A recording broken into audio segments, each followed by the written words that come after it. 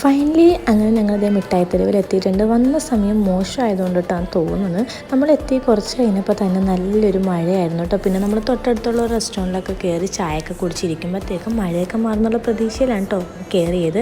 അങ്ങനെ അവിടെ നിന്ന് കുറച്ച് സ്നാക്സും വെള്ളമൊക്കെ കുടിച്ചു.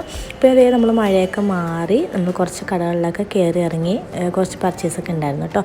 പിന്നെ ഒരു നൈറ്റൊക്കെ ആയപ്പോഴത്തേക്ക് നമ്മൾ ബീച്ചിലേക്ക് ഇറങ്ങി അവിടെ നിന്ന് കുറച്ച് ഉപ്പിലിട്ടത് പിന്നെന്താ പറയുക ഐസ് അതൊക്കെ വാങ്ങി. പിന്നെ കുറച്ച് കട്ട് ഫ്രൂട്ട്സൊക്കെ വാങ്ങിയിട്ടോ. ഇതെനിക്ക് വാങ്ങിയതാണ് ഞാൻ.